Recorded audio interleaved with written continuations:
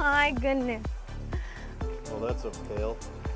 Okay, so this is what somebody was talking about in terms of having a lot of garbage and the recycling bin turned over and stuff like that. It kind of seems like it's been there for a while. It's like that. Nobody came get it. Yeah. But I'm not so sure that this would be like the town's responsibility to. Okay, if you just look, there's a pair. Okay, look at me.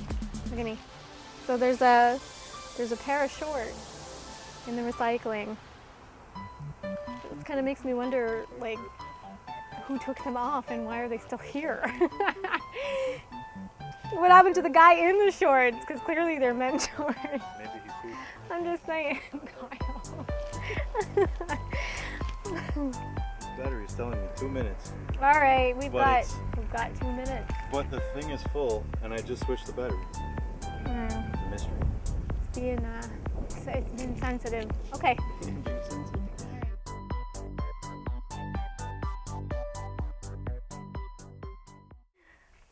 Oh, the other thing too is that there's a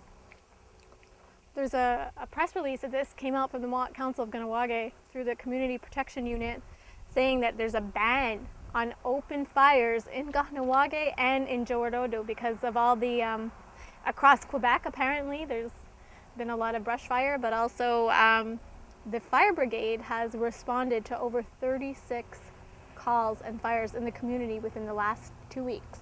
Oh, already? Yeah, let me just double check that, but it says, ban on open fires in Kahnawake and Jorodo. And it says, in order to ensure the safety and well-being of our natural resources, we must protect it by utilizing these prevention methods. The KFB has responded to, 23 brush fires in the last 6 weeks. A couple of them were quite serious and all were intentionally set. You know what? Let's go see if David Scott's available. We're gonna try and see what's going on with this, and also maybe he can bring us up to speed on some of the fires that were set in the community. So let's go. Stewie's gonna have to wait. Okay, you can go. Okay, so we're here at the Kahnawake Fire Brigade, and of course we said on camera earlier that we got the press release regarding the ban on open fires here in Jorodo, but let's talk a little about that, David, and why that's important and how did it get this way? Well, we have the dry weather, the extremely dry weather, and a little bit of wind, and a little grass fire turns into a big spectacular conflagration. And we end up spending hours out there trying to control it, way out in the bush off the roads. It's taking our manpower, it's taking our time, it's taking a toll on our equipment. Excellent. Kyle? Yeah? You might move around a little bit just so you can get him. Okay. You don't need to get me in the shot. Alright. So come in back of me. Okay. Okay, let me just show you really quickly. Remember I told you? Like this? Yeah. Okay? Yeah. That's what you're gonna do. Okay. Hold it like that.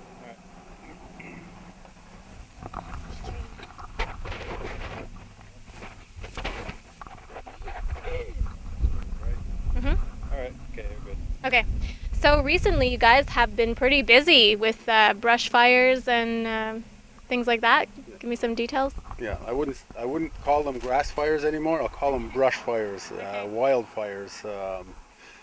In the last 6 weeks, we've responded to 23, anywhere from a few minutes to a few hours. And we've had to call in, at one point so far, a surrounding fire department to help us out with that. Right. Now, in your opinion, these fires were set intentionally? I'm convinced they're all intentionally set. There's ATV tracks, there's everything going on around them, and it's reckless. Right. How quickly can something like that get out of control? It's gotten out of control twice so far for us, where the homeowners have called us to help them because they didn't think it was that bad. We actually had one homeowner call us because a family member set the fire and then just left and went home, and then it got into the trees and we had to go there and control all that. It's just the breeze and it's the dry condition. It's really dangerous. Right. Now, of course, this costs the community dollars in terms of resources and things like that. If you had to name a number off the top of your head, what would you say? I couldn't give you a figure dollar-wise. I can give you man-hour-wise. It's significant, and it's the toll on the equipment, and it's pulling people away from their jobs, because the people that are here, the firefighting is all on a volunteer basis. So it's pulling them away from their jobs. It's the equipment, it's the gas, it's all the other things that are going to add up for us. Right. And pulling us away needlessly if there's another major emergency in town that we need to respond to. Right, just kind of frustrating too at the lack of respect for our own community property.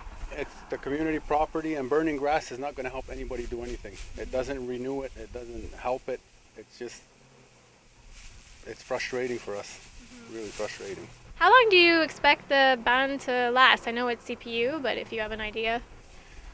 I don't know how long the ban will last, but I know every year with the way the weather's changing, the brush fire season comes earlier and it lasts longer. Every year it's getting worse for us, every year.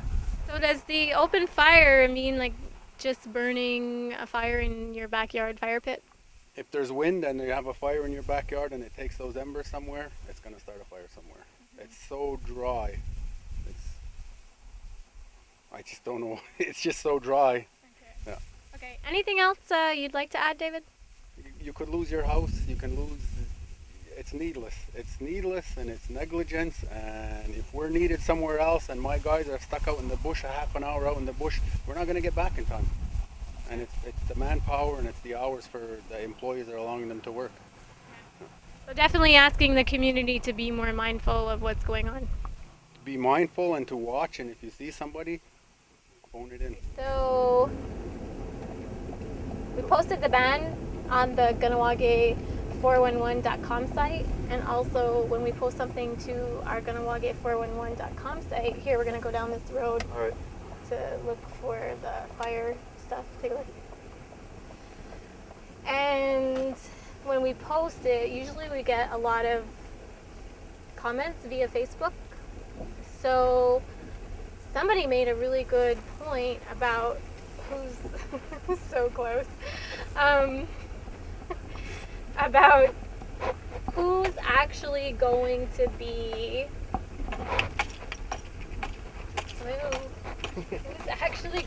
enforcing this ban.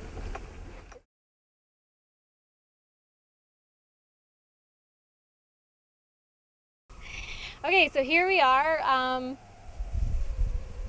A picture is a good way when you want to portray something, but you can't beat television and video because it really brings you to the scene. And I wish we would have come when the blaze was happening, but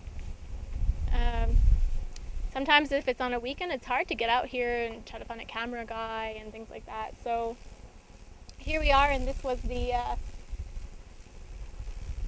is the area that David's talking about. So it starts here and it actually goes really far down. There's one over there that looks like it's burnt, but all this area, and with the bulrushes he was talking about, right, saying that it could quickly get out of control. Like, it can be really dangerous. So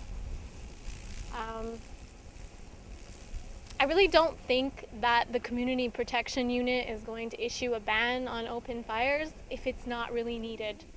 I know that people enjoy lighting the fires to fish and having an open bonfire in your backyard. I'm one of them for sure. But if there's a ban, it's for a good reason. So take David Scott's advice and the Peacekeepers and community protection, and let's all just be cooperative on this one. Look how far it actually goes back. Yeah, this area is really... Do you want to jump out, Kyle, and get a quick pic? Yeah, just like a jump nice, out and do it. Yep. Okay. Let's go, camera guy. Let's go. Oh yeah. All right, so look at this, people.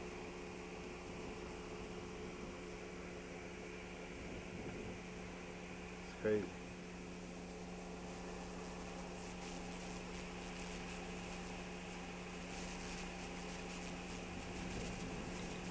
It went really far. He wasn't kidding when he said that it went really far. Yeah. All the That's trees really over there are crazy. scorched. Wow. All right. Well, I think I'm gonna call it a day and pick this back up tomorrow. I'm waiting for the Mohawk Council to get back to me so I could review the independent investigation regarding the complaints into the chiefs. And we're also working on a few other things here on Mohawk TV and Ganawage411.com. I know a lot of people don't know about the website, but we did launch a website to complement the video and television news that we offer in the community. It's Ganawage411.com. Check it out. Brings you up to date pretty much daily on what's happening in and around our community. So until next time, hopefully we'll be back with more tomorrow. All right. See ya. All right. Me and my trusty camera guy. Yep.